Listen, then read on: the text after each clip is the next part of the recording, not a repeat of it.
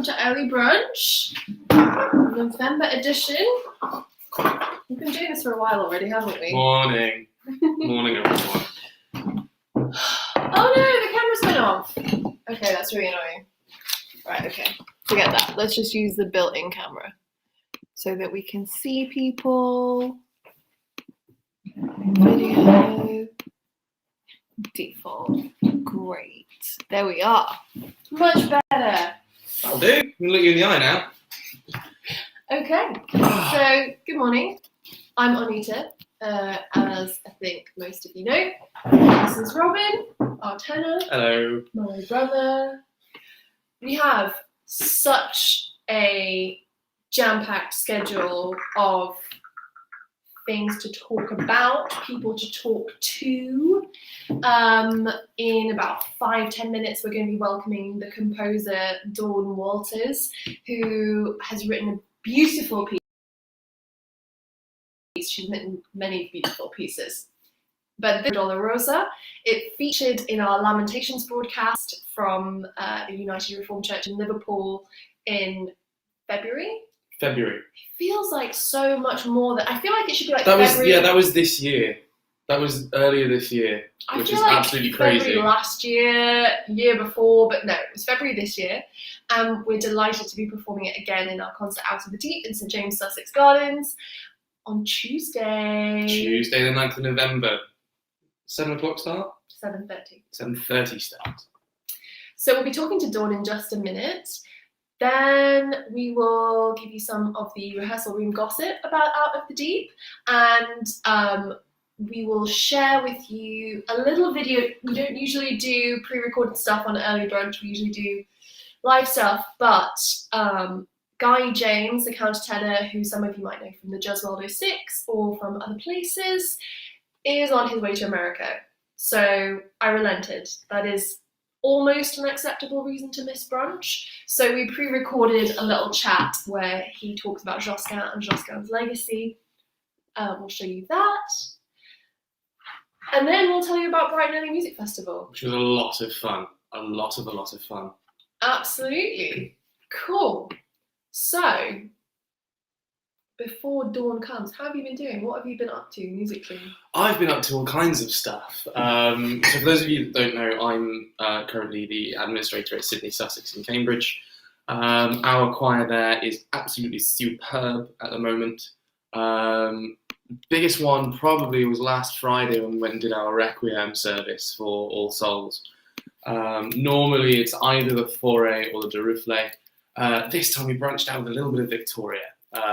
Which is absolutely gorgeous and completely heartbreaking in the right moments, in all the right ways. And yeah, it was absolutely gorgeous, absolutely gorgeous.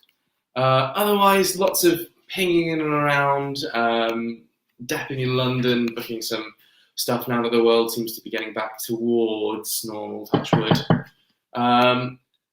But yeah, and also just a lot of preparation for the upcoming concert because there's some gorgeous, gorgeous stuff, but a lot of it is quite big, which is why you should come and hear it. Challenging bits or exciting bits of Out of the Deep for you? I mean, I adore Robert White. I absolutely love Robert White. His Miserere setting, if you haven't heard it, it's fantastic. There's a beautiful Gallicantus recording. So the Lamentations for me is an absolute highlight. The most challenging bit probably is the Josquin Miserere, because I end up, it's one of those ones where it's kind of, there's a soprano part and a bass part, and then the three middle voices is kind of anyone's guess. So I end up swapping between the top line, the second line, the third line, and the fourth line, and there's a lot of swaps and cuts and jumps, which is particularly challenging, but a lot of fun. I can see that Dawn is ready to join us. So yeah, since we're talking about Out of the Deep, should we welcome Dawn into the room? Let's do it. Let's do it. Good morning, Dawn. Oh, I don't think we can hear you. No audio still. Audio. You probably have to enable sound. We'll let Dawn figure that out. This is a... Oops, seems like one of your streams. Is having connection issues. Okay. Amazing. So I'll leave Dawn on there in the hope that she's going to figure out the sound. What have you been up to since we were last? There we go. There we go. Excellent. Thank goodness for that. Welcome to Early Brunch. Thank you. Nice to see you. Lovely to see you. I know you can't stay with us very long because you have stuff to do and young people to get to activities. Yeah. Yes. It's been a busy week the last week. We've had lots of performing on, and yeah, I think the housework has somewhat fallen behind schedule with everything else I've got on. Oh bless.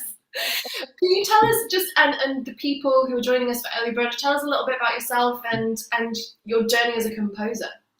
Right. Okay. Well, I think I grew up in quite a musical family.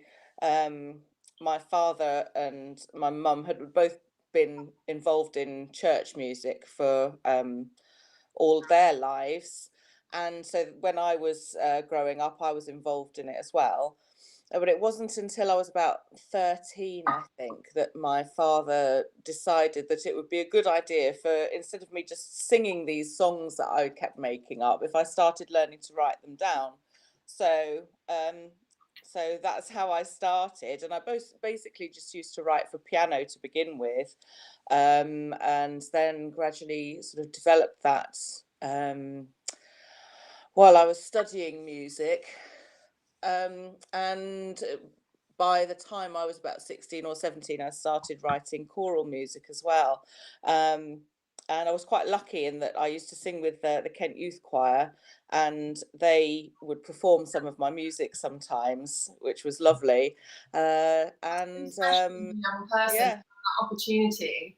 Yes, yeah, very very useful to be able to actually see how what's going on inside your head as you're composing, how that actually translates into real life, because it never actually sounds quite the same in real life as it does inside your head. That's hilarious. And obviously, we know each other as well through choirs. Dawn, we both met Dawn through Beverley Minster Choir.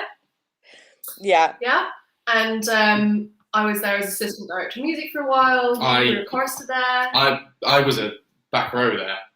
I got into singing really quite late, not until into my teens, but I had the good fortune to be down a back row through my kind of formative years. So Dawn is actually an incredible mezzo as well. Thank you.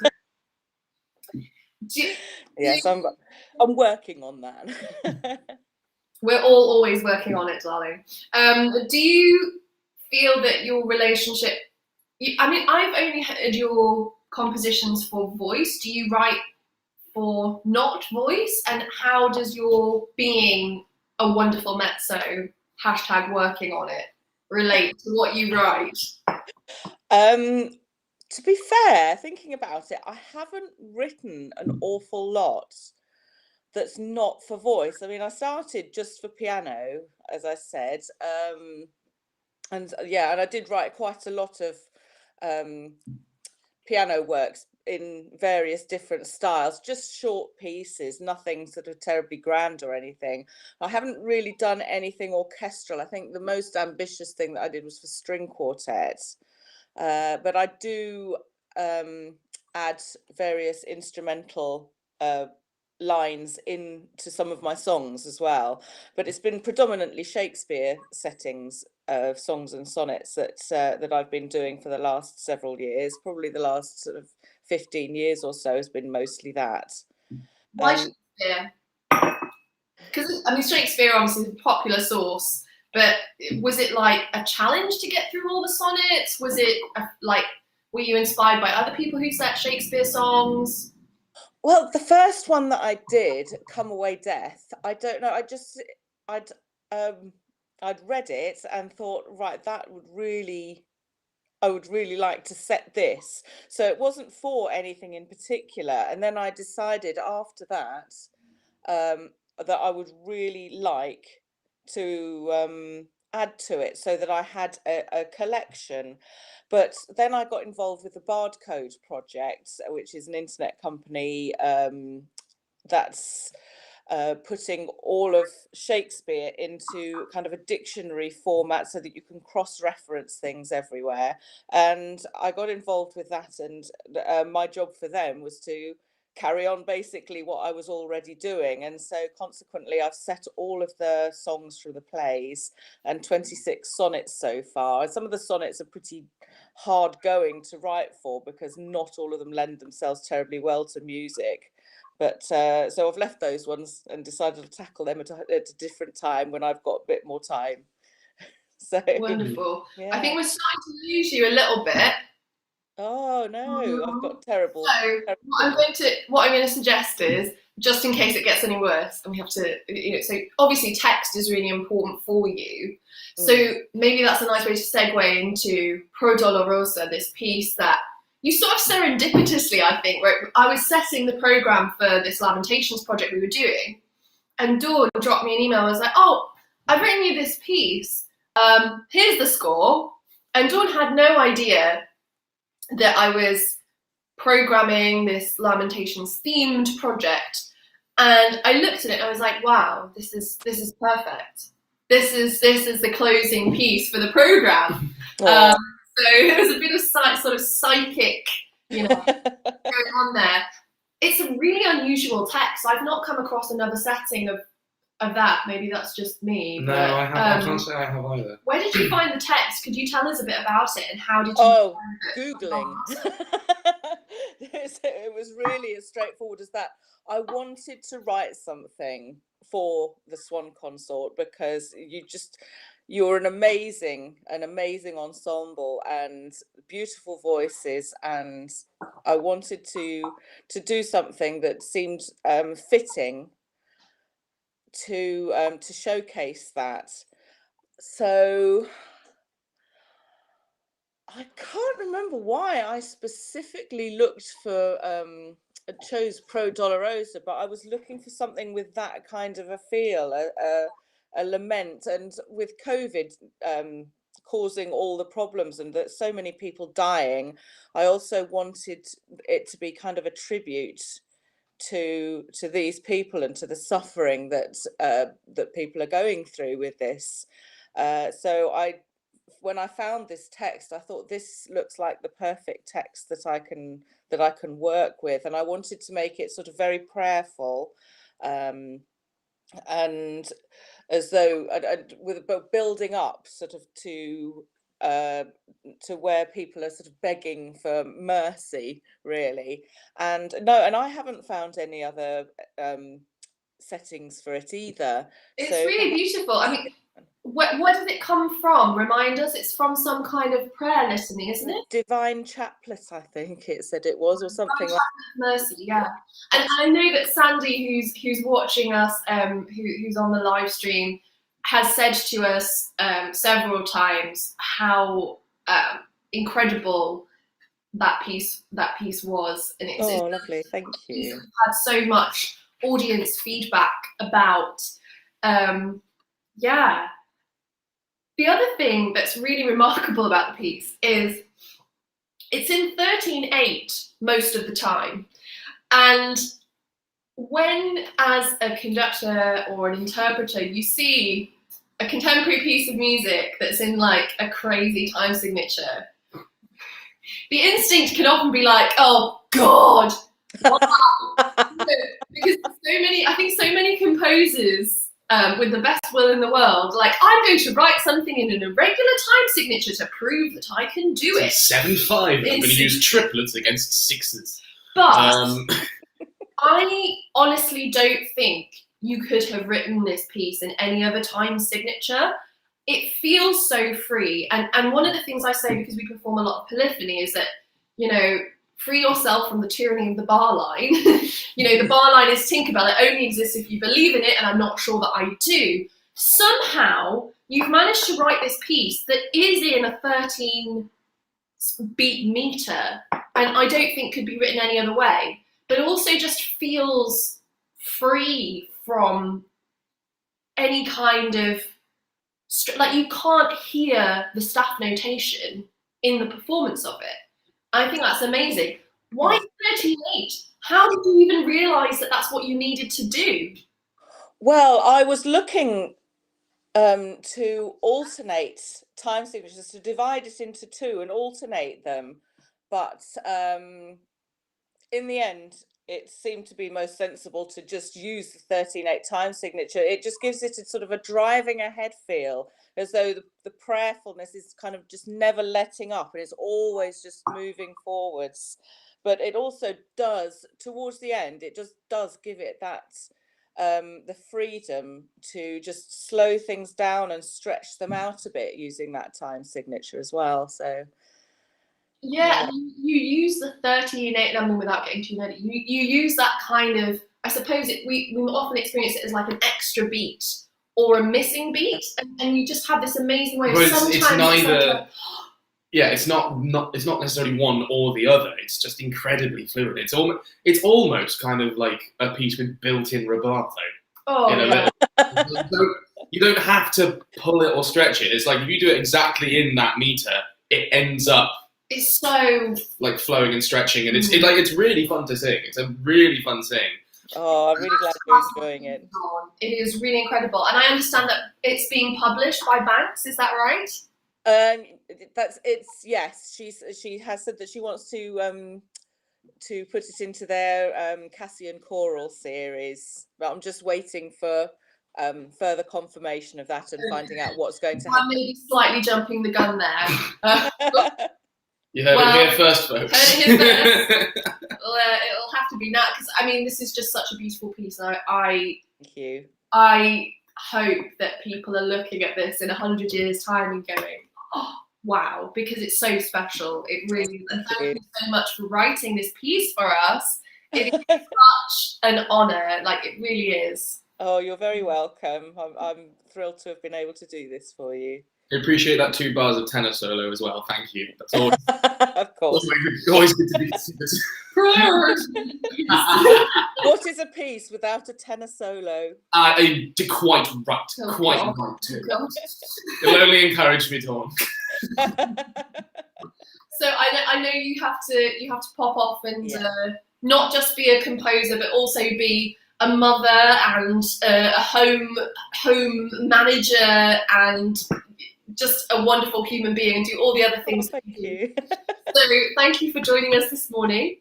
Thank you for inviting me. I think you're all a wonderful bunch, and I'm so thrilled that you did such a beautiful job of singing my piece. Thank you. I'm looking forward to singing it again on Tuesday. Yes, enjoy. Will do. All right, take care, Dawn. Bye. Bye. Bye. Oh, good people who write good music. Where would we be without them? Where would we be? So it occurs to me that I haven't actually shared the link to our Facebook page, so I should probably do that.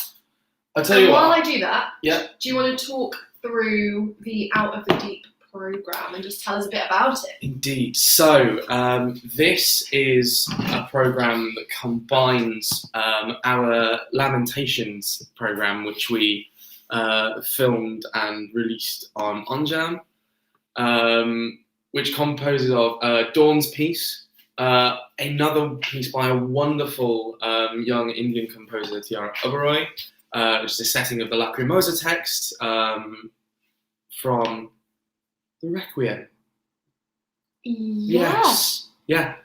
Goodness me, that was one of those awful kind of, is that correct moments.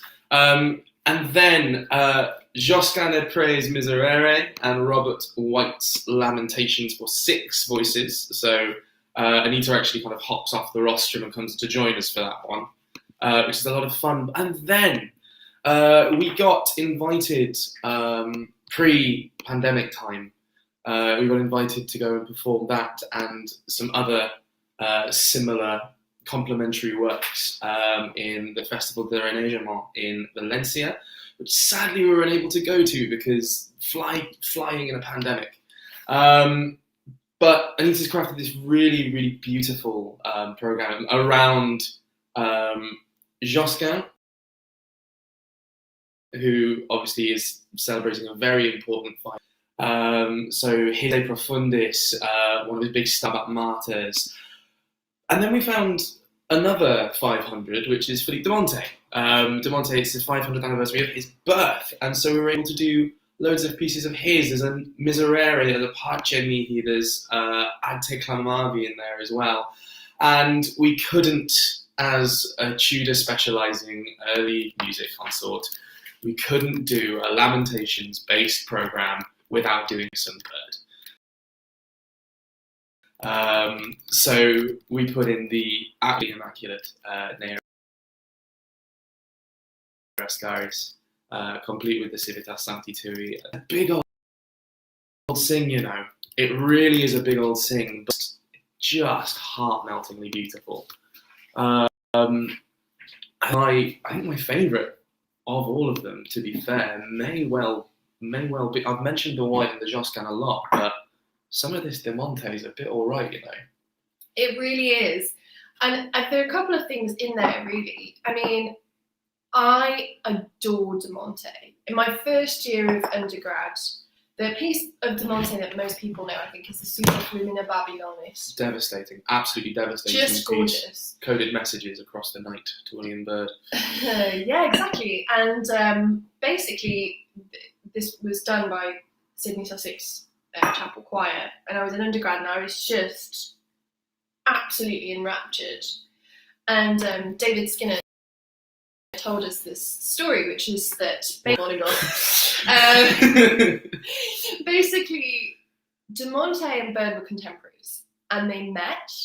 And of course, Byrd famously being Catholic during the Protestant, Catholic, Protestant, Catholic, Protestant, Catholic. The religion of the Tudor period. So De Monte being Catholic and in a stably Catholic country, stable relationship with the King of Spain, stable relationship with the King of Spain, wrote this message, coded message to Byrd. And in the Super Flumina Babylonis, the text goes, "Our hearts are wept, how can we sing the Lord's song?" And in that particular setting, those lines are inverted. So it's, how can we sing the Lord's song in a strange land? We hung up our harp and left. So he's basically saying, Spanish court, you don't have to be holes or having one to apart 5 people's garages. Stop throwing fish on the floor. It's fine. Just come to Spain. Just come to Spain. Then got Mr. Bird's response, which was etc., etc. How will we sing the Lord's song in a strange? Unlike any Englishman ever was saying, "Nah, mate, I'll pass on the holiday to Spain."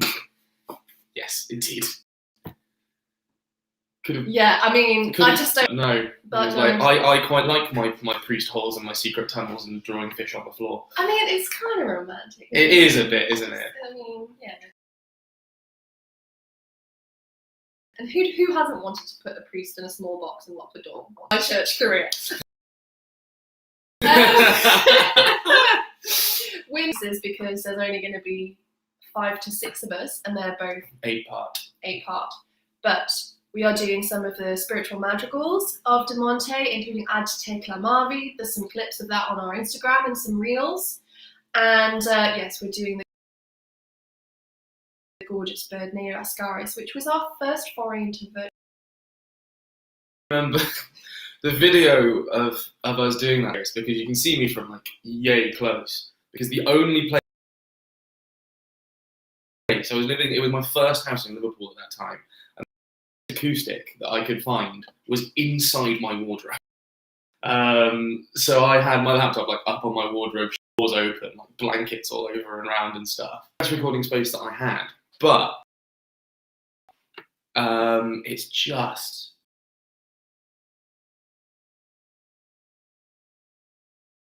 we could do a full early brunch on this.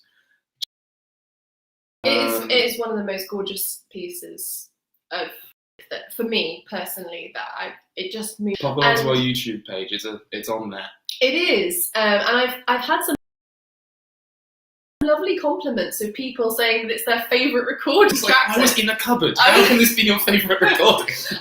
Take the compliments, honey. Take the compliments. Well, let us know what you think, actually. Like, have a listen and let us know what you think. It was also, just before early brunch, I am notoriously ambitious, and for a first virtual choir piece, knowing nothing about how a virtual choir works, that was an experience. But we pulled it off, and I'm looking forward to singing it in person.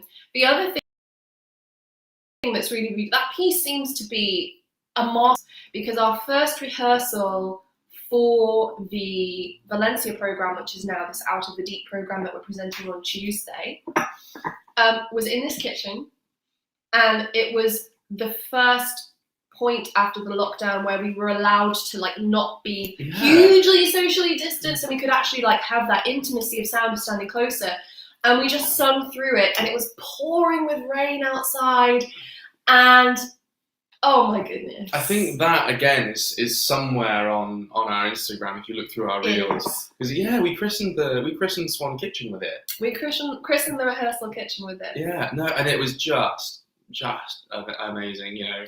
Let us know, by the way, what your favourite pieces of Bird or de Monte or Josquin are in the chat. We would love to know. We love performing music that you love to hear. So tell us in the comments what Bird, what de Monte, what Josquin do you love? Or if there are any other settings of these Lamentations text, what's your favourite thing to drink whiskey and cry to? Do tell us. Do tell us. Mine is. I think mine is that Nero Scaris. You know, I think that's my favourite choice. Sad song. Love a sad song. Indeed. Although I've now got Otis Redding's sad song. A sad song. I think. Deary me. He's leaving. I will be back in just a second. It's over. I've scared him off. So the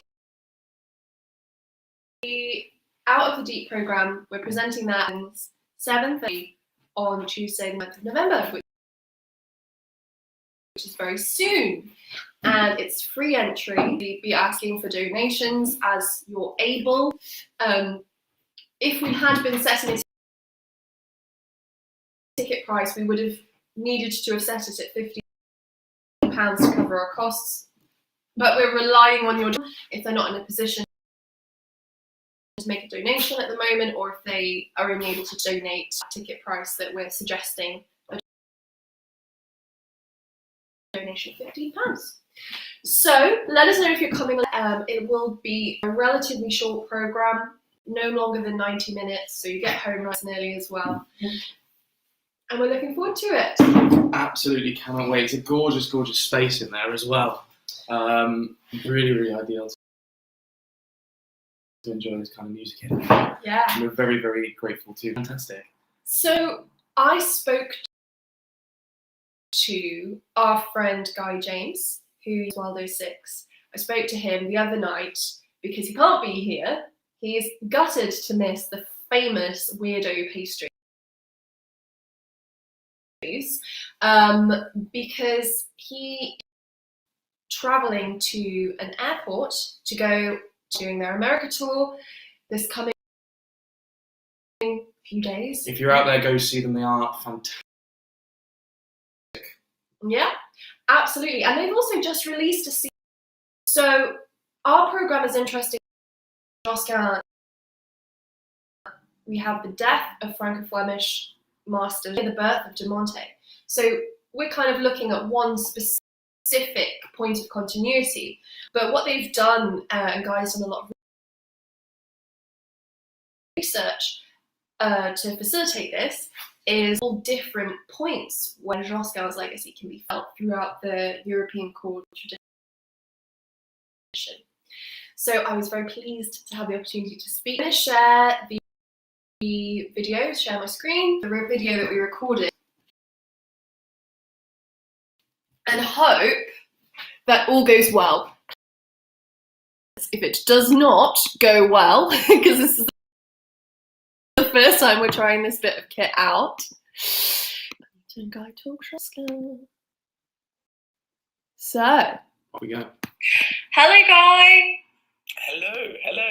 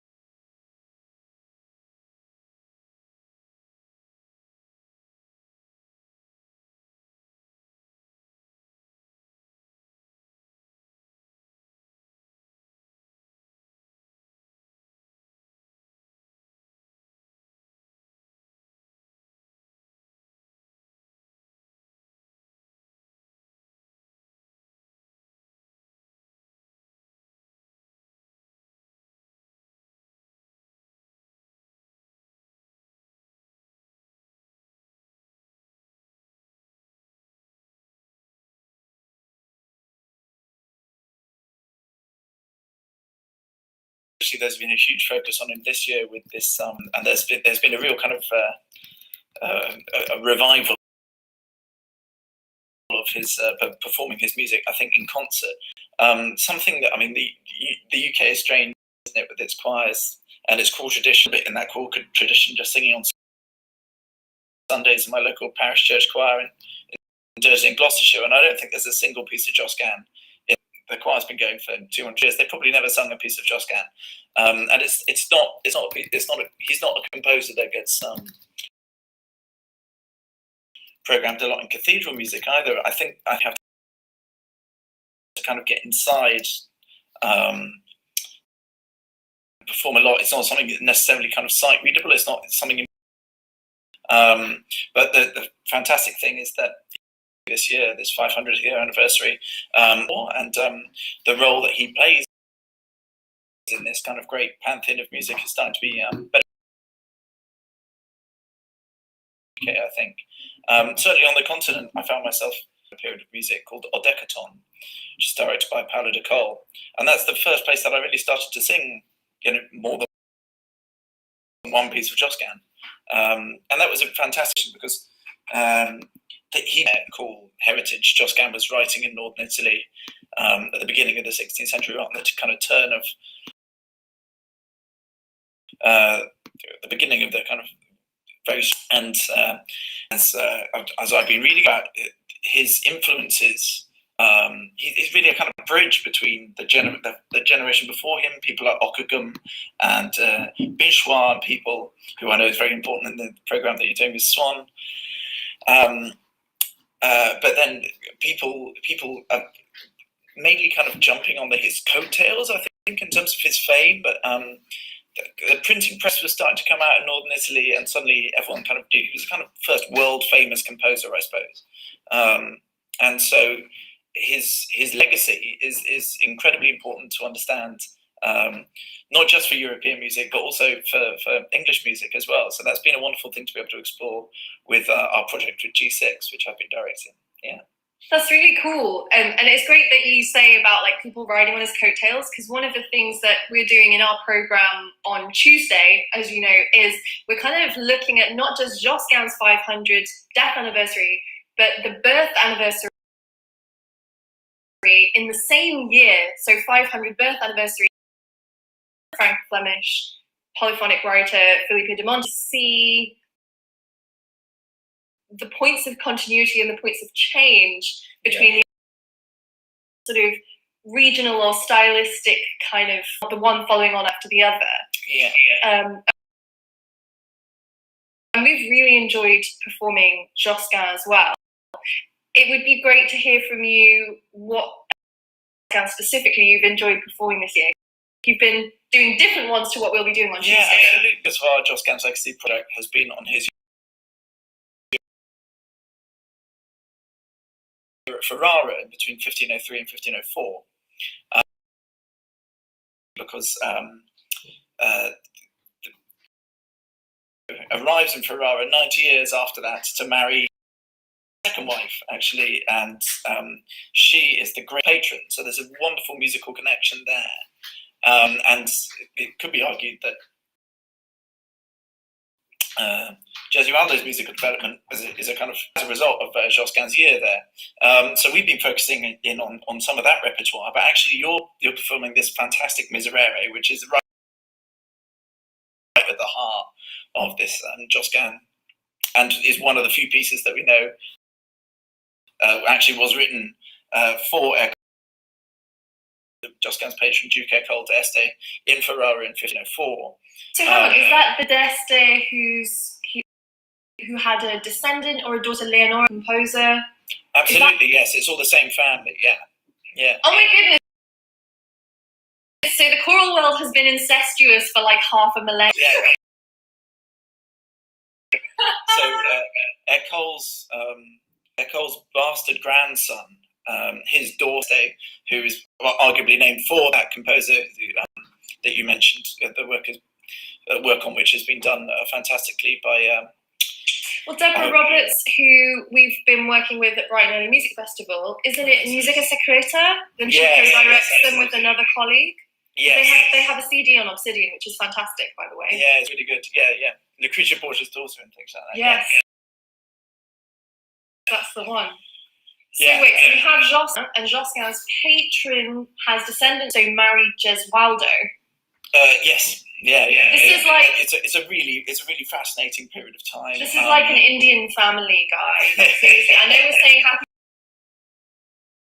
but I was like, this is your brother, sister's cousin's monkey's dog, uncle's wife. You must be nice to Well, I think absolutely so, and like you can see all of these people are kind of influenced by this amazing history, and by so many other things that are going on at the court. They've got the first professional female singers of court music in this court as well. So it was actually while reading about Gesualdo that I discovered. So started learning more about this court, and I visited Ferrara, which is a fantastic, interesting place to go. It's about half an hour north of Bologna, on the way to Venice, and it was an incredibly important power, and had a very strong French connection, especially at the beginning of the 18th century. So that's in a way. Why Josquin ends up there. The story of how interesting, and the brilliant thing about this court is they kept records. They have letters from people all over the court to each other that we can start to understand more about this history. There's also a terrifying bronze statue of Girolamo Savonarola in the central square. And he was a radical preacher who was born in Ferrara and who ended up running Florence for a while. Actually ran the Florence Republic, and was by a mob. He was hung and fired in 1490. And sorry, Good way to go. And his setting of In Felix Ego, he wrote in prison just the night, more or less the night before, kind of. I was going to say that's a bit of deterministic. It's like not nominal determinism, it's like compositional determinism. Yes, exactly. In Felix Ego, it's like, whoopsie, what a way to go. Exactly. And so it's in this period that Josquin writes this gorgeous Miserere. We're really loving singing it. We recorded it first for our Lamentations program that went out online in February of this year. And I think what I found really striking about it as someone not knowing, as you do, the history of it, but sort of comparing it to, the famous Allegri Miserere setting text, which gets done. And the fact that is, it's strophic. It's the same verses over and over again. And then actually, Josquin, he has the cantus firmus of this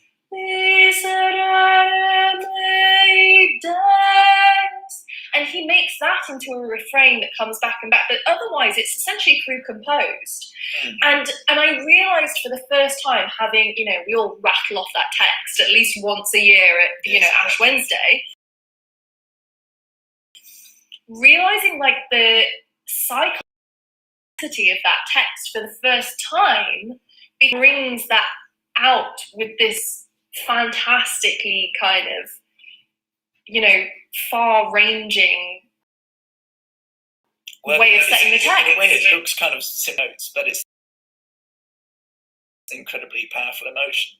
So there was a meditation upon this psalm, Psalm 51, and it's an incredible work, and it's set by Bird, as I'm sure many of your listeners will know. And at the end of it, he says, kind of, there's a bit. It's all about unhappy am I.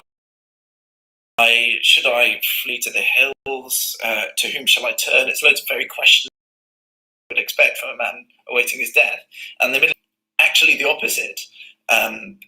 My God is gracious, he is merciful. And then he says, therefore shall I sing Miserere Mei. And then that's the riffing off. And so that text, death, and becomes incredibly, all of these Savonarolan texts become incredibly important foundational documents for the development of the century, which is especially linked to the service of Tenebrae, and especially the service of Tenebrae for Holy Week. Can you just explain for people who don't know what that service is? Yeah, absolutely. So it's the last service of the day, and it's one of the two services that are mashed together in the Anglican song, basically. So as a Nunc Dimittis.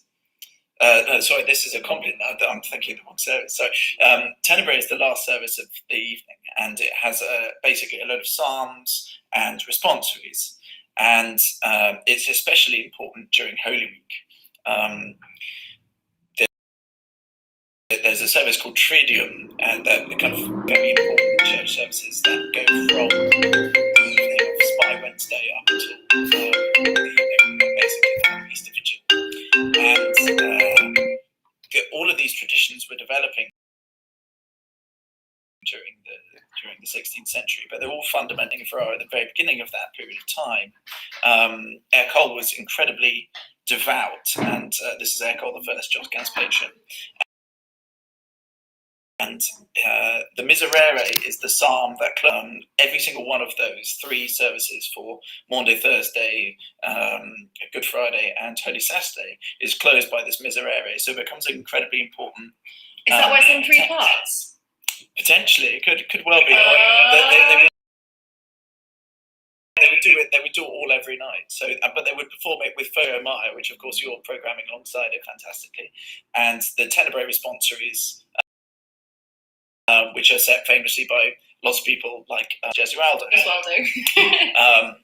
And probably and arguably it's this tradition that gets set up by Ercole that leads to Gesualdo being interested in these texts. And Gesualdo also sets the Miserere and many of the other important Savonarolan texts themselves.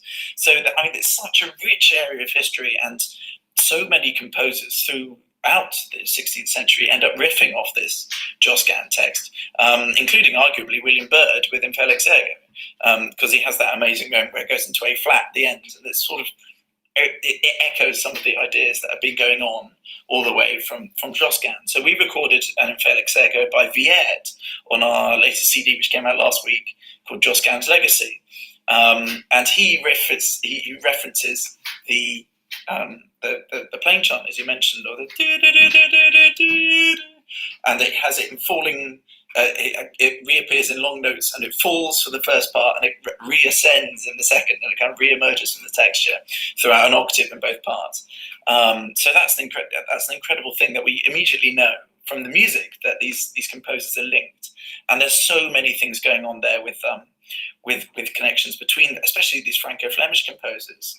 You mentioned de Monte, so we can understand the relationships between these composers because they quite often even mention each other. There's an amazing work called Nymphe de Puey, which Josquin wrote on the death of Ockeghem, which references three other composers, Brumel, Pierre Chant, Pierre Delarue, and Loïs Compère. And immediately then we have these five composers, Ockeghem, Josquin, Compère, Delarue, and Brumel, who are linked by this one text. But we can also understand their relationship through what they choose to riff off. So de Monte wrote a a parody mass on a Josquin motet, Virginia Chilorum. So he never lived at the same period of time. Monte would have never been conscious. Well, or we can start to see this huge sweep, and the plays in connecting all of these older composers. And actually, your Stabat Mater that you've put in another fantastic way of identifying this fantastic composer in his own right. And Josquin really uses this genealogy idea to reference him in Infinite Way. He's kind of setting himself up alongside composer dad. Yeah, exactly. Yeah. And being able to be like, well, here I am next to Ockeghem. It's a kind of staged photo, kind of me and Ockeghem there. But Ockeghem, I have one of me like that with a statue of Bach, I think. Absolutely, yeah. Or just a dude in that kind of with a red tea towel on his head or whatever. That famous movie.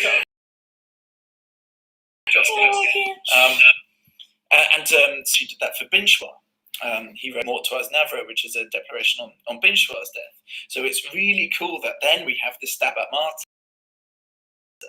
that connects Binchois and Josquin. So that because there's the tenor part that comes from a chanson by Binchois that Josquin now to tenor part, which is incredible. And it sounds as the pieces get older and older, the note lengths get longer and longer with Josquin. So you have this incredible tenor part that has to be sung by a tenor with absolute iron lungs. That was my long short straw all the time. It's like, yeah. Please hold this note for 15 seconds at one point. Exactly, and you can't say no because I am your big sister and I will bend your exactly. There is an element of kind of going back into single digit ages. Yes, so it's great fun. So the Stabat Mater is really interesting because there's this really funny moment where it sort of like goes into triplets, like right across the bar. Yeah. So this coloration of the manuscript is beautiful. Yeah, it's just astounding, and it's different from the kind of. It's not that it like changes time signature as we'd say in the modern sense. It just he does this amazing rhythmic thing. You'll have to come along on Tuesday to see what I mean. Was anyone else doing that? Like, is there a significance to that? Why? What's going on with that? Or I'm just really putting you on the spot. Well, sadly, Stabat Mater isn't one of the pieces we've been able to perform with G6 this year. We've been so focused on some of the composers around Josquin that we've actually had to miss out as a result of everything. We've had to miss out some of his repertoire. I'm sure we'll get to it at some point.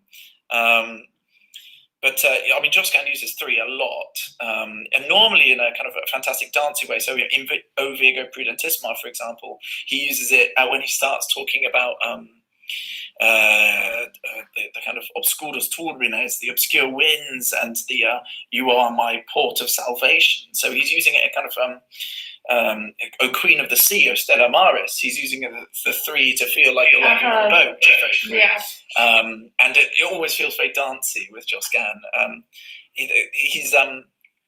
This is the crux of I think why people find Josquin fascinating, because there are these moments where he's suddenly, even though he's writing quite austere music for example, Tu solis qui faces mirabilia, which he wrote probably for the Milanese court in 1480. So it's quite old, even by Josquin standards. Some of the kind of his earlier work.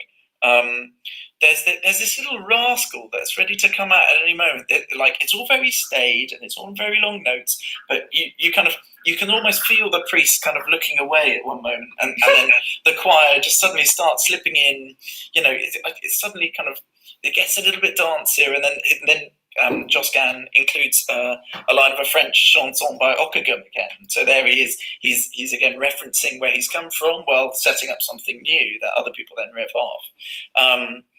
But yeah, this of another lover appears in the second part of Tu solis qui faces mirabilia, and So all of that, and when it goes into 3, that's kind of Josquin at his most playful. I think there's an amazing moment in Praetor Rerum Serium where the countertenor, again, it's nearly always me, my top part, that kind of soprano, that you just suddenly get to go off on one, like Evernote sets you up, and then you're just flying in this amazing 3 time, with very high Ds and things, kind of high wire stuff, but it feels so free.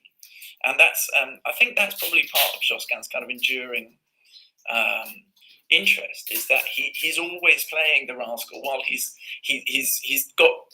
I mean, Nympho de Bray, again, a brilliant example of this. The first part is written in the old style, and then he starts introducing these new concepts, and it's always a melding of these, of the old and the new, this new tradition stuff, which I think is just fascinating and such a joy to perform when you really. And he's creating that tradition as well. And maybe I'm always really struck by, you know, the way that we often teach things like polyphony, by these rules that we've kind of like retroactively imposed on the music. I mean, like Josquin was not following any his own. So he sort of wrestled with all these, and then he kind of and there's loads of these in the Miserere, where you know you're so limited in a way. You've only got 2 voices of what you can kind of do harmonically, but then some exact canons, and it's exact canons for like a page, and then he breaks out of it. So canons are a very important way of composing at the time. There's actually a fantastic series of books with canons by Josquin, but also loads of other canons by other people like De Vita, Edlo, and Mouton and Fevin, and these people. And so exactly, when they're doing like 4-part canon or something like that, they're incredibly constrained, but it's a way for them to be not only show kind of what geniuses they are, but also to be able to break out of the box and counter that they use to kind of constrain themselves. You know, in the Stabat Mater, there's this one note that's being held by a tenor for, like, as I said, about 15 seconds. And Josquin, with this note in the fundament of the chord, basically, is playing around with it the whole time. He's just seeing what he can do and having how many fun. harmonies he can. Yeah, exactly. Yeah, how and music effective as well. I mean, how many different interpretations are there potentially of has been just oh my goodness. Have you been making your own editions? How have you been, We are leaning upon the good musicologist citizens of the internet, basically. Yeah. But yeah, definitely something that I think I hope your own edition, and when you go back to the originals, it adds a whole other layer. Have you been looking at original manuscripts? Yeah, so that's one of the things that I started to do with this project, the Josquin's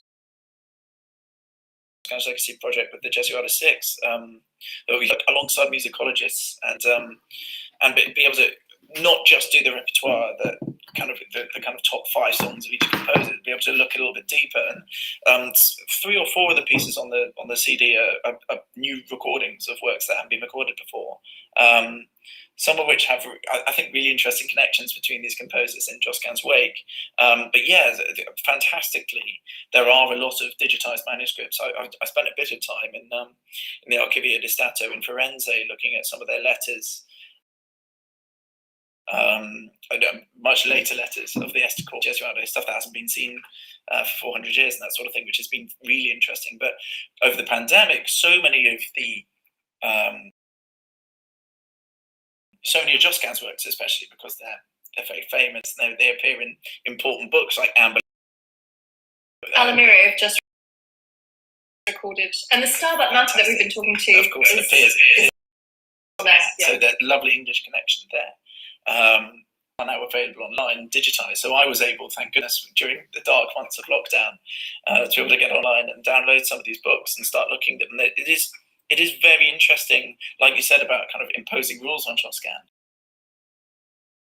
You know, the musical notation at the time at all, until I started kind of trying to get under the cover of it. I've done my degree was in chemistry. It's been kind of outside of the classroom.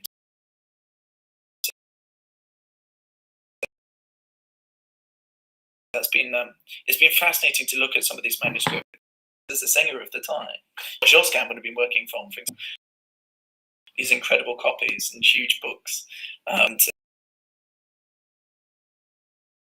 What he presumably would have seen created of his own, to see especially when they're illuminated, like bits of the songbook and things.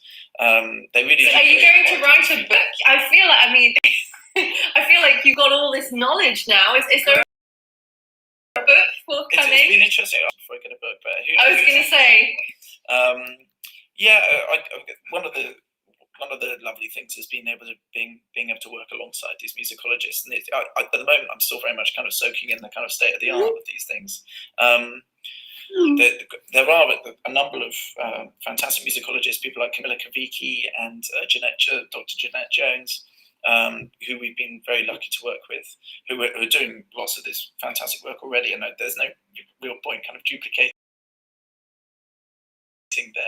their work. So I certainly, if we find ourselves in maybe a few years, it would be fascinating to be able to write more about this kind of thing. Hopefully we're going to be having our own G6 podcast out in a couple of weeks to kind of speak a little bit about our CD program and where that's come from. But there's a whole load of stuff on the G6 website if your listeners are interested in our project. And can they get the CD from your website? Yeah, absolutely. Yeah. There's a form of things. That would be fantastic. But it's been a real journey, and I think the CD, as opposed to an end point, is really it's a bit of a beginning point, really, because there's this amazing line of composers after Josquin. So Brumel is director of music after him at Ferrara, and then a couple of years later you get Viet, who's at the court as well, who ended up at San Marco, and then after him you get De Rore, and then you get Vincentino and Zarlino and these amazing music theorists, all the way to Luzzaschi, who's there when Gesualdo arrives. So there's this kind of real heritage that. And Zarlino gets quite a short shrift in a lot of our memes, I've got to say, because of Zarlino, because we do so much Seicento, gets a bit of a short shrift in a lot of our Monday memes, I'm afraid. Oh, right. I understand. Yeah. Well, thank you so much for sharing all of that with us, and I'm now even more excited than I already was to do our programme on Tuesday in St James's Six Gardens. Yeah, I look forward to it. Make sure you get a recording. I'm sorry I can't be joining you. Absolutely. We're going to be jetting off on our USA tour on Monday, so we're going to be probably in the air at that moment in time. But, well, good luck for that. And I think we can say now, see you soon for a 12 days recording. Oh yeah, yes, very exciting. Yes, yeah, I think we can.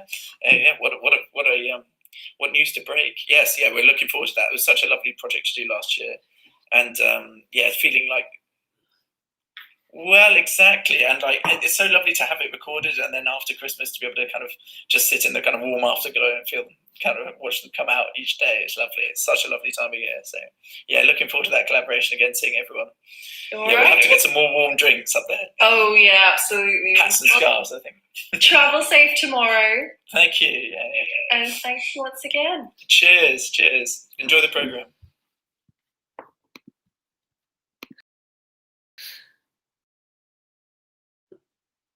The marvelous Guy James. We have like a frozen image. Hey, there we go. I hope you enjoyed that. I had great fun recording that with Guy. I mean, just really furiously interesting. It's just relentless stream of amazing facts. I mean, all the best to G6 on their USA tour as well. Definitely. And what news to break? 12 Days is back. Well, the advert is on its way to be in BBC Music Magazine Christmas edition. So yeah, it's happening. More on that, I guess, in next month's early brunch, Absolutely. Which will be the 4th. What is the first Saturday of December at 10:30? It's the 4th. It is the 4th, isn't it? I will be away. I will be in Austria. Indeed. But we'll be probably in Yorkshire. So I mean, next month's early brunch, TBC, but probably from Yorkshire and probably involving Echo and G6 members as well. Watch this space. It's interesting that you say a relentless stream of facts, because I have a quick fire quiz for you. What? Sorry? It's a quick fire quiz. Okay. It's called Pré or Monte? What is this? See what I did there? What is this? See what I did there? Well, the thing is, everyone's talking about Josquin500, Right. and I feel bad for our boy, Philippe, because Philippe de Monte. this is Oh, Philippe no. Monte. So, basically, you see what I've done there? De Pré or de Monte, right? yeah. Okay. So, I feel like if you're listening to Josquin for his 500th death anniversary, great. But you should also be listening to De Monte. So I have 10 questions, Right. quick fire, and you have to tell me whether this is Pré or Monte. This would have been fantastic to know about before we went on stream. No, because Right, if you let's- know, then you would have sucked it up. That is the point. You have to use your intuition. If Okay. you're watching at home, please also do feel free to put your votes Play in along. the chat. See if Play you- the vote. See if see you if can you- beat this one. I think you do better than me. Right. Okay. Pré or Monte? Stop. Questions. I'm not having Question you. 1. Was born with the surname Le Boite. Le what? I mean, Josquin, surely.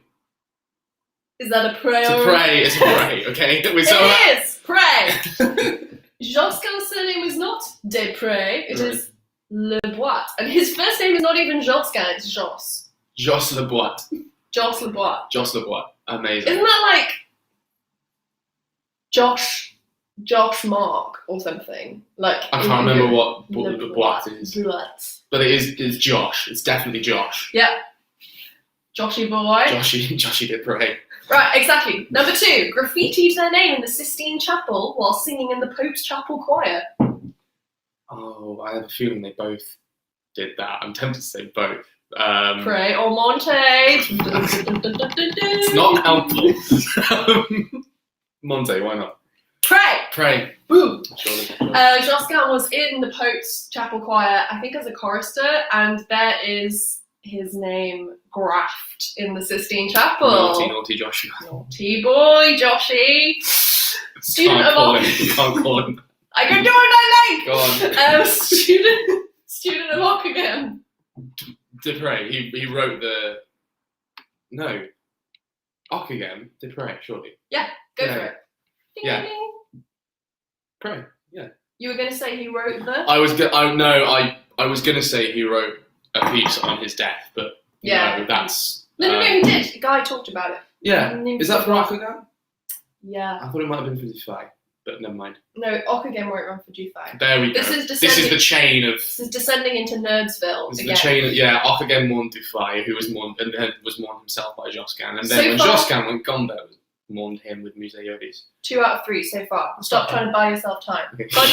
Buddies with lasses. Pré or Monte?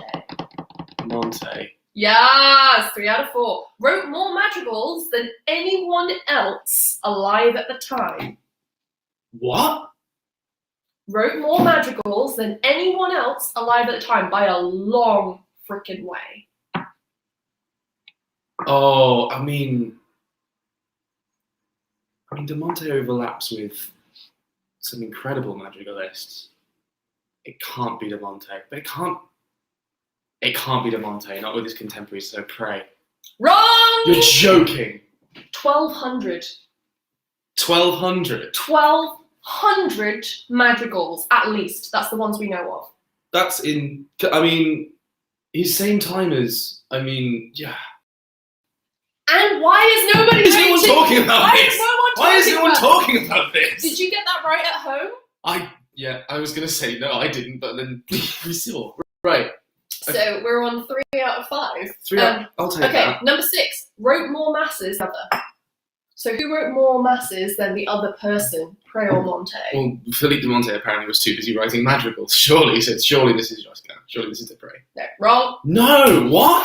40 masses. 40 masses and 12. 40. But there's all I the. think Josquin wrote, 16? 12, 16? I mean, they're brilliant, all of them. They're brilliant, all of them, but it's not 40.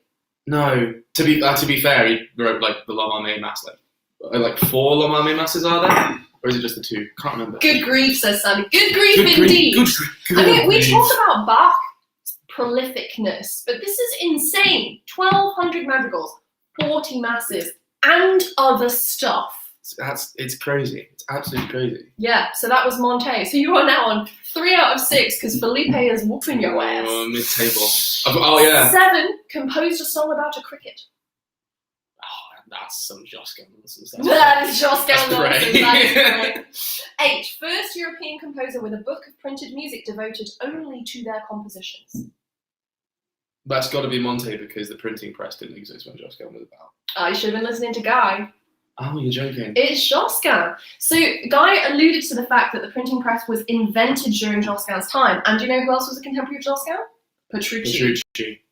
So Petrucci printed a book of Josquin's sacred music, and this is the first collection we have that is just one composer, because previously, you get these compilation, compilation albums, mixtapes. Now that's what I call music.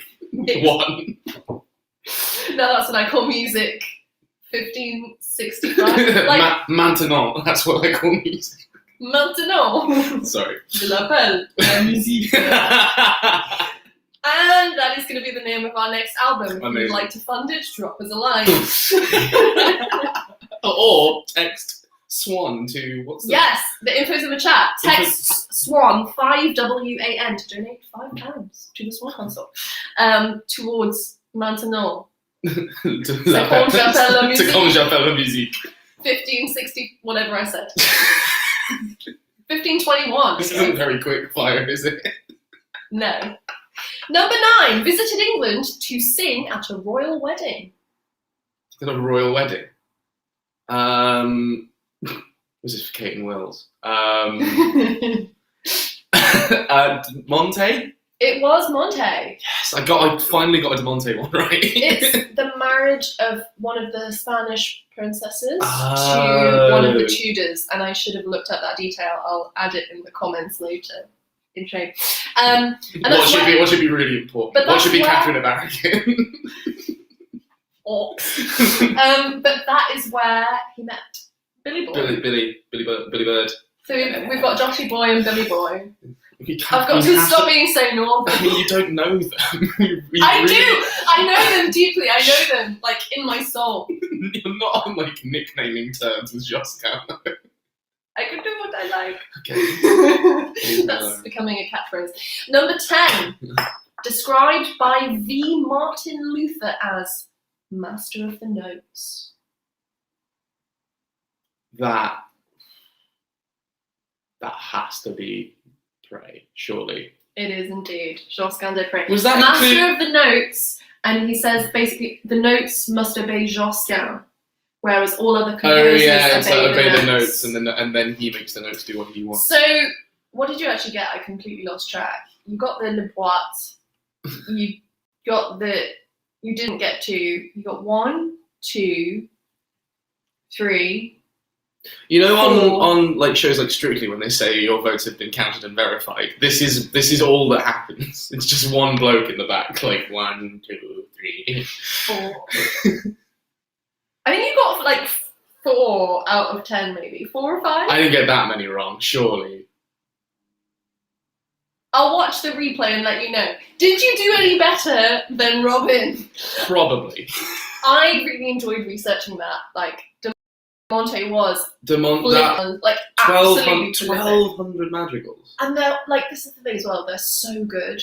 People go like, they are kind of mind-bending. Some of them. Oh, come and listen to them. We love performing. Do it. If you can't make it to London, tell us where we can perform them near you, because we will come and sing them for you, because we love this music.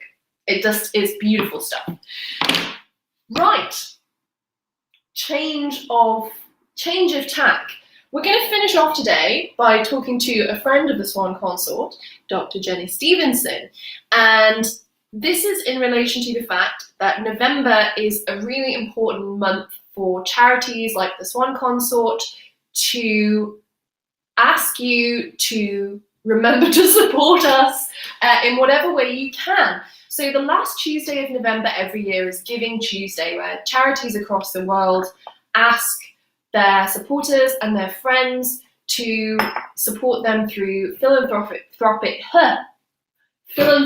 giving, or by considering volunteering over the coming year. We'll have some more information about our Giving Tuesday campaigns through the month of November. But for now, we're going to welcome Dr. Stevenson, who is going to tell us what she is doing to support us this Giving Tuesday season. So let's let the lady in. Hello, can you hear us? I've been switched on. Yes, I can hear you. And I didn't get any of those right. Drum roll. Drum roll. But well, that was an anticlimax, wasn't it? I will drop her a wee message and see how we're going. In the meantime, while we're waiting, let's talk about Brent, shall we? You alluded to that, I think, a couple of times in the chat with Guy. What was it, last Saturday, a little while ago? We to perform as part of the Young Artists programme at Brighton Early Music Festival, which we have landed ourselves on this year. It was our first outing. The theme we were given was Myths and Legends. Such a good theme for a festival. We can see and hear her, says Sandy. Apparently, it's just us. That's astounding. Is it this button? No. So, hang on a minute. Sandy's telling us that you can all see and hear Jenny. How beautifully chaotic. Love it. Could I ask our guest to step out of the room, so go off it and then come back on and see if that helps? We will just try and get this because it's quite hard to. All it is, it's quite hard to do an interview double blind. It is really difficult. I mean, unless tech support Sandy is going to relay what's being said. There we go. So carry on talking about. Sorry, Brian. yeah. So along with two other fantastic young artists, the Swan Consort of Viols, and the newly formed Lilium Convalium under Vicente. We were given Myths and Legends to do, and quite a lot of Arcadian goodness. We did a program based on Il Pastor Fido, and managed to kind of, through a madrigalian mask, retell the story of Silvio and Dorinda, which is a hilarious kind of, it's almost the B story during The Faithful Shepherd, but it's absolutely hilarious and very, very tragic. And we tell the story. Okay, so here we go. How much was Robin paying attention? So Silvio is one of two people who are descended from gods who have to marry each other in order to break this curse that Diana has beset upon the people of Arcadia. Now, Silvio is not interested in women at all. He much prefers, going hunting. Meanwhile, Dorinda is a nymph who is absolutely obsessed with him and goes to various lengths to try and woo him and get him to pay attention to her. It culminates in her dressed like a wolf and following him off on a hunt, at which point he shoots her. And I know, it was always going to end badly, wasn't it? At which point he feels guilty and nurses her back to health, and in the process falls in love with her.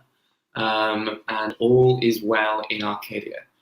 We were able to retell this through works like Morencio, people like Morencio and Monteverdi and Dindia and Heinrich Schütz, and even some Antonio Cifra, kind of bookended with two of the English madrigals, with text directly from the Guarini, and it was a heck of a experience.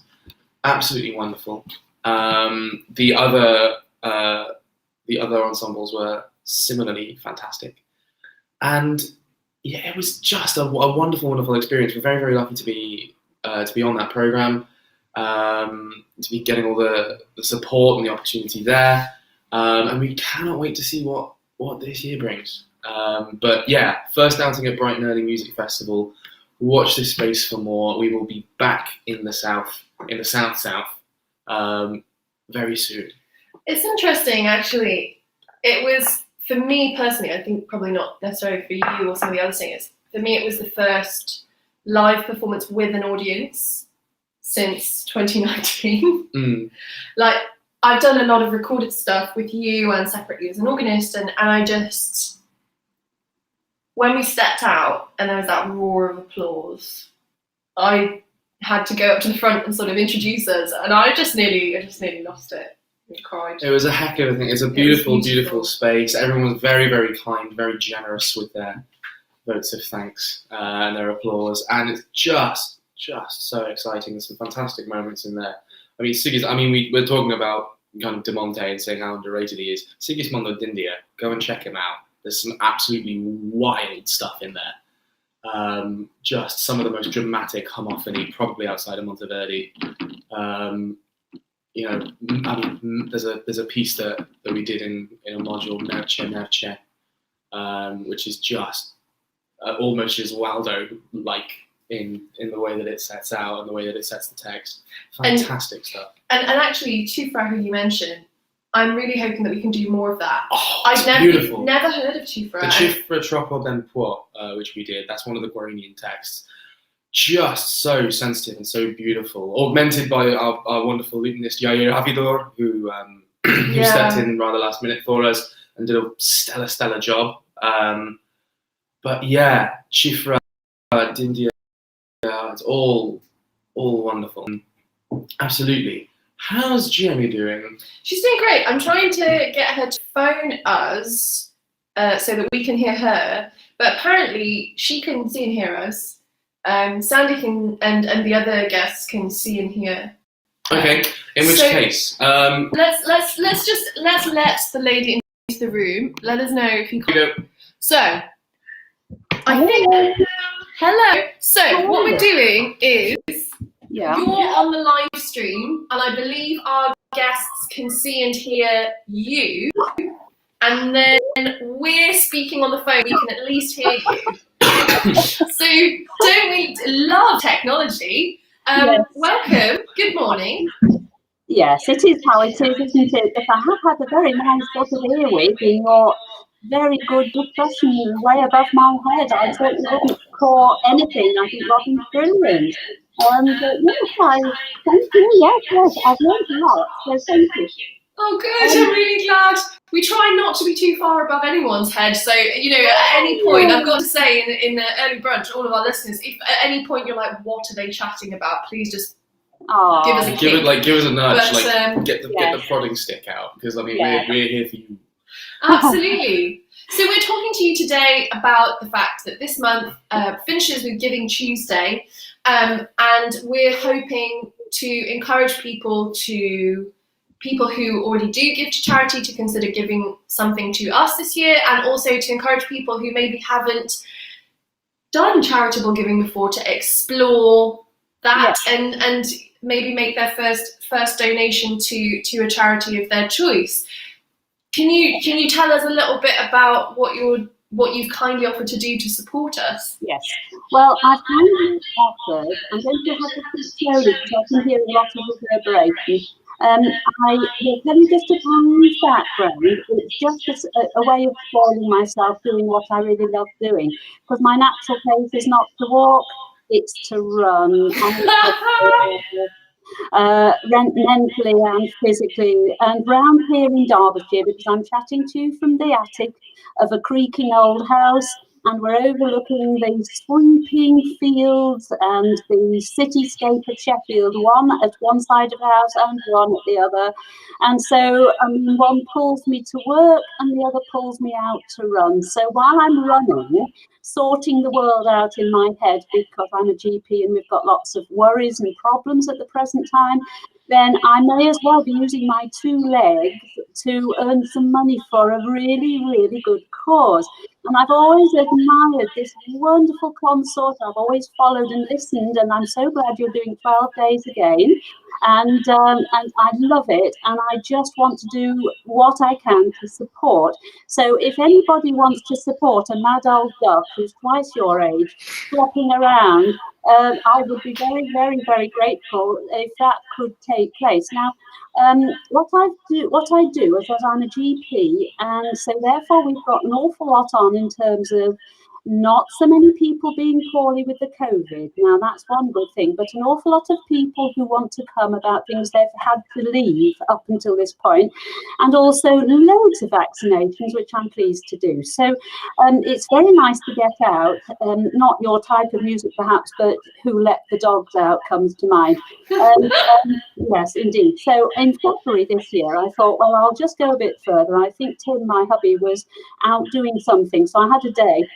And I thought, well, it's a nice day, and I shall go flying around Lady Bower Reservoir. Now, you'll know that Sheffield is a lake in itself, 15 reservoirs, and Lady Bower is really, really very famous and well known, constructed during the Second World War.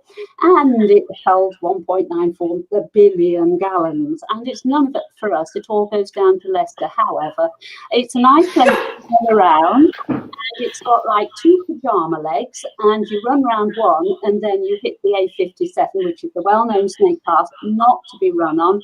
So you run back all the way and do the other pajama leg, and then you sort of forget yourself, and you think, this is a nice day, I'll just carry on. And I did 15 miles, and I thought, oh, that's wow. to run. Oh, it didn't take me long. And then, so I thought, well, I'll do the same again. It took me 3.5 hours, and that is excluding a few minutes to stop and let a horse through a gate and to talk to various dog walkers.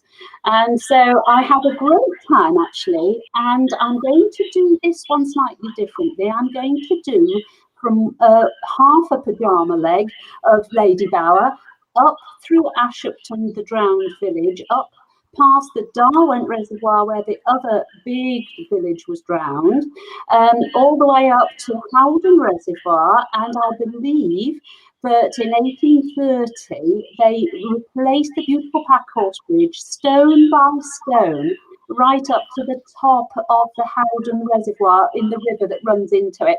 So I'm going to find that and take a picture for you.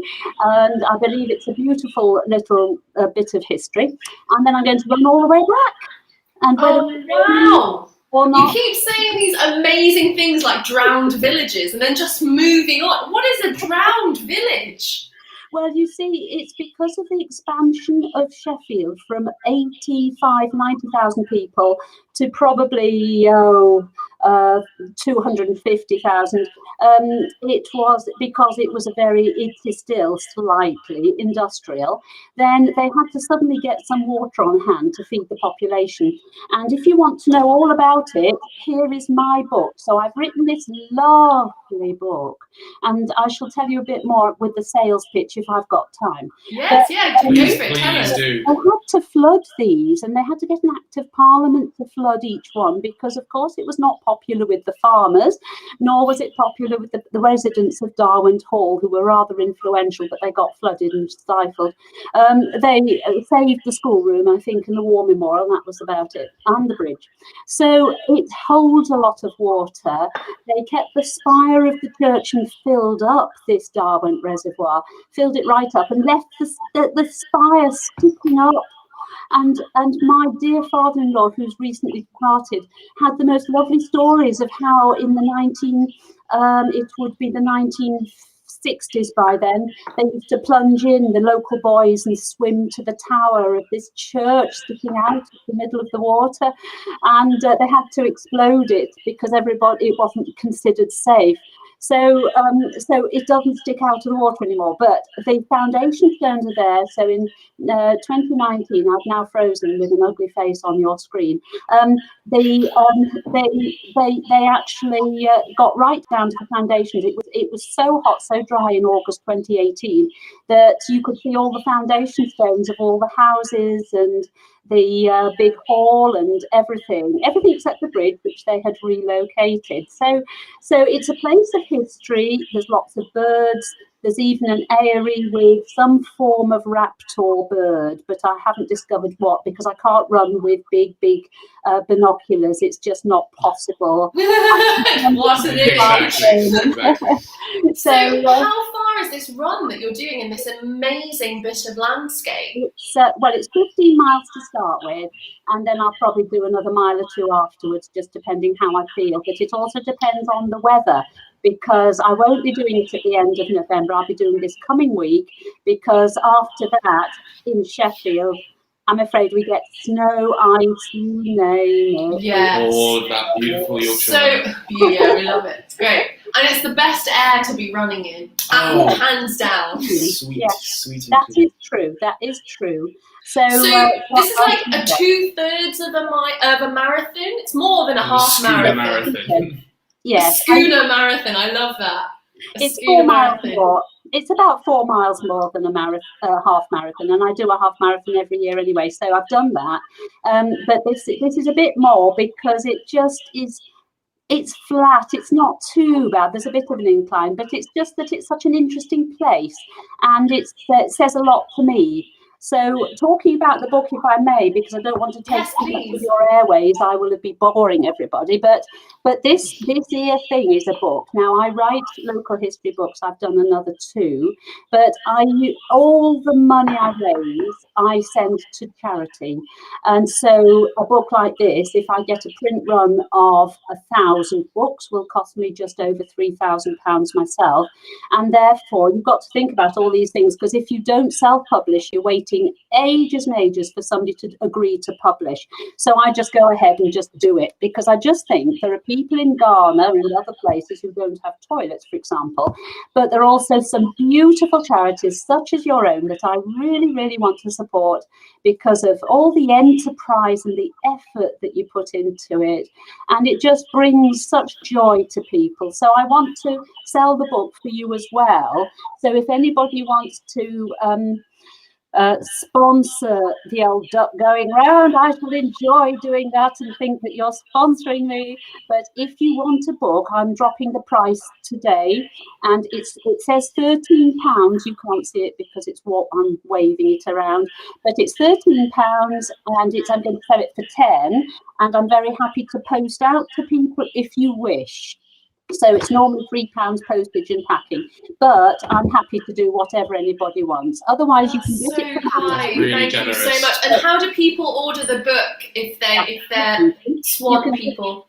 Yeah, you can get it off Amazon, but they'll charge you a lot more.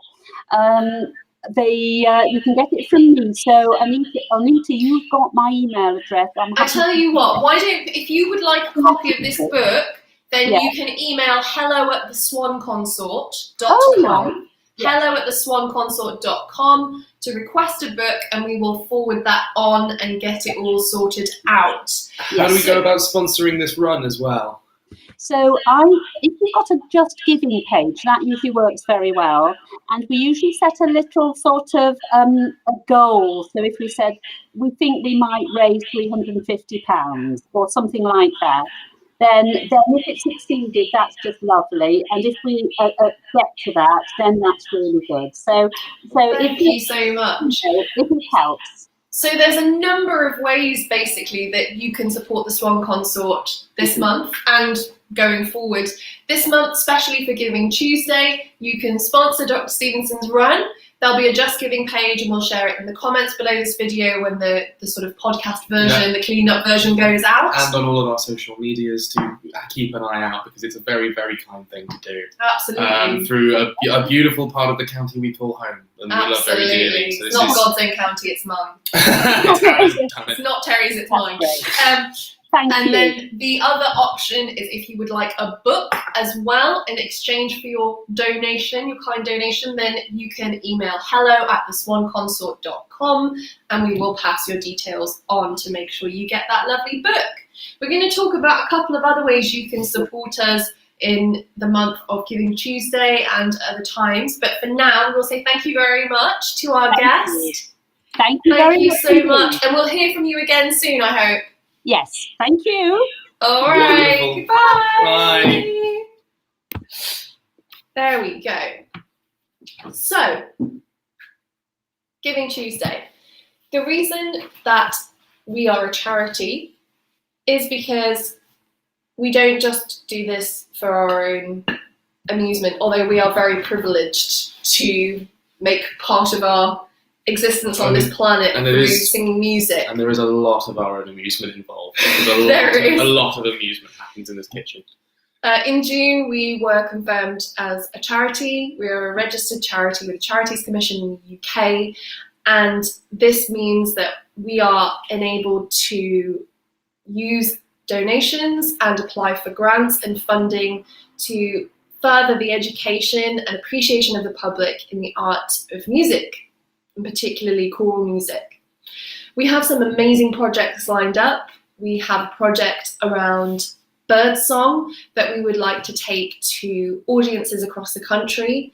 Each of these performances would come with a schools visit, and we would take young people in the area out on a nature walk, get them listening to the birds that live around them, get them improvising on those sounds, maybe improvising a choral piece, and bring them along to our concert for free. That is a project that we want to run through 2022 and 2023. We have projects around bringing gorgeous music from the past back into the present. So our Cavalli work that you can see on our YouTube channel, we would love to record that. And now as well, this program of myths and legends. We want to commission some new madrigal cycles on myths and legends from around the world.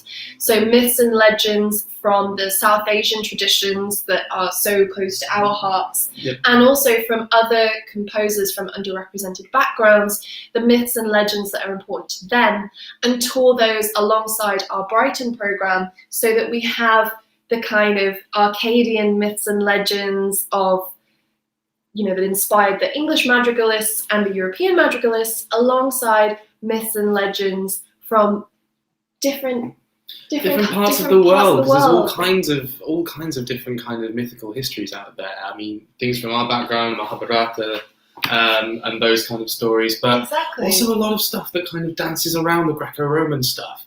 What are the Carthaginians doing? Yeah. 'Cause there's all what are the Carthaginians? This is like keeping up with the Carthaginians. But there's got to be some fantastic North African legend as well, and kind of the archipelagos off of Indonesia and places like that. Really rich histories and really, as I say, so full of myth and legend that it's their history. What I almost. love about legends as well is that you see these patterns. What I love, for example, about the Dorinda Silvio storyline that we did, it's just like at one point she steals his dog to get his attention. I just love how people have been crap in history and in an awkward when they've got a crush on someone. Like they've just had this crush and it's just turned them into a really irrational, awkward. I mean, Dido and Aeneas. Dido and Aeneas is like, actually, I have to leave. She just flips the table. Flips the table and opts herself. These are the kinds of programs that we want to bring. We want to develop our education program. I spend between 8 and 16 hours a week doing admin and promo, and that is all volunteer time at the moment, and we need to pay our wonderful young singers. Please. So you can support us by text donations, so Swan500 to the number at the top of the chat. That is always open. You can donate to the Just Giving page that we will share for Dr. Stevenson's run. You can buy a book. You could also, if you felt so inclined, pledge to donate some of your time. I'm looking for some support on the creation and posting of our social media content. So if you have design skills, or you would like to develop design skills, or if you're good at copywriting and could commit anywhere from an hour a month up, or even just ad hoc, that sometimes you could maybe offer us some time to help us out with creating some of our social media content, video editing, we would love to hear from you. hello@theswanconsort.com. It may be that your pledge on Giving Tuesday is to donate an hour of your time, and that would, an hour of your time a month, maybe. Or for 1 week to donate 8 hours of your time to help us with the sort of logistical side of getting our performances there, getting our funding applications in so that we can bring music and music education and choral singing to people of all ages across the UK. A final thing to keep an eye out for via our social media platforms, a longer term form of volunteering that you could do for us is to become a trustee of the Swan Consort. Now that we are a charity, we have a board of trustees who are volunteers who are responsible for due diligence and oversight and making sure that everything in the Swan Consort is being run properly, ensuring that everything we do is going towards these charitable purposes of making music and improving access to music education and performance. We have a wonderful board of trustees. I'd love you to meet them on one early brunch. We'll have to sort that out. That would be carnage. We do not currently have anyone with a knowledge of legal expertise, especially. So if you know stuff about the law of the land, keep us out of prison, and could offer your expertise, we have between 4 and 6 meetings online a year, and we would be so grateful. It's basically, being a trustee is sanity checking my decisions. Good luck. Essentially, sanity checking my decisions. This is probably not the best place to advertise that, is it, considering how I am at brunch. We're not just looking for people with legal expertise. If you have any kind of expertise that you think I don't, basically, I cannot be all things to the Swan Consort, despite the fact that I end up trying to be all things to the Swan Consort. I need the support of my trustees with human resources decisions, with building relationships with donors and supporters, with fundraising, with finances, with the legal side of running a charity, with artistic decisions, with knowing what young people need, with knowing what audiences who enjoy our music want to hear. If you would be interested in being a trustee of the Swan Consort, please do get in touch. There will be a process towards the end of the year where we'll solicit some formal applications, but really it's essentially just to make sure that it's an open process, and we would love to hear from you. So in sum, text donations, SWAN to the number at the top of the chat. 5WAN to the number at the top of the chat. Buy a book from Dr. Stevenson. Sponsor Dr. Stevenson's run. Volunteer to help us with our social media, or volunteer and get in touch to discuss applying to be a trustee of the Swan Consort. If you're feeling particularly brave, you can also just hand kind of foldable cash money to any passing swan, and that will find its way to us as well. Please don't do that. Please try someone. Try. Please film it. That's all we had. The Swan Consort is not responsible for any injuries sustained while giving money to To a swan. I think that's where we end it, isn't it? I think that is enough. I think we've had too much coffee. Have a fantastic... I have had coffee. Oh dear. Have a fantastic day. We love hanging out with you. This will automatically go live on our YouTube, but just to make sure you get the highest quality, we will be posting a sort of more finely edited version as well. Share our this video and all of our backdated early brunches. Share them with your friends. Make sure that you're keeping an eye on our socials. Share those with your friends. And most of all, come to St James's Sussex Gardens on Tuesday, the 9th of November. Lots of lush Josquin and Monte. Pray and Monte. Out of the deep. Out of the deep. Bye everyone. Thanks for joining us. Bye.